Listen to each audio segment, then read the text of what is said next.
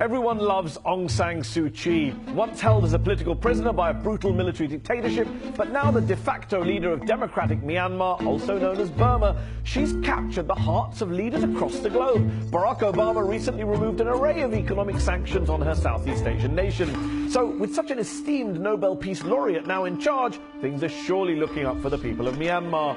Well, not all of them. Certainly not the Rohingya Muslims who live in that country, victims of ethnic cleansing and maybe even genocide.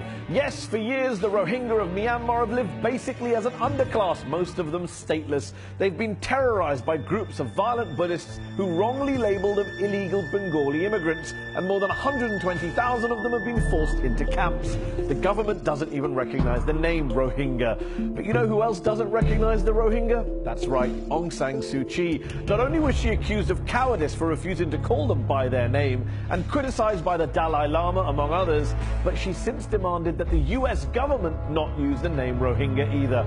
And in a remarkable 2013 interview with the BBC's Mishal Hussain, Suu Kyi refused to condemn the systematic violence against the Rohingya, that same violence that the UN Special Rapporteur has said could amount to crimes against humanity.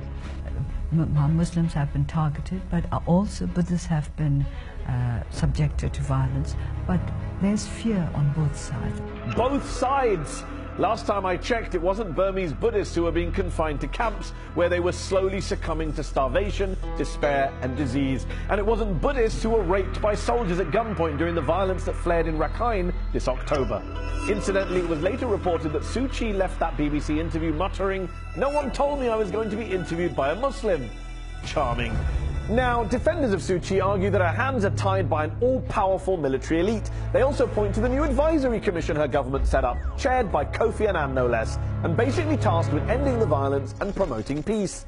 But here's the thing, some local politicians are already refusing to cooperate with it. And while Annan can give recommendations, his commission has no power to enforce those recommendations. As part of her struggle against her country's military rulers, Aung San Suu Kyi spent 15 years in detention. 15 years waiting for justice. Now she's in power, how many years will she make the Rohingya wait for justice?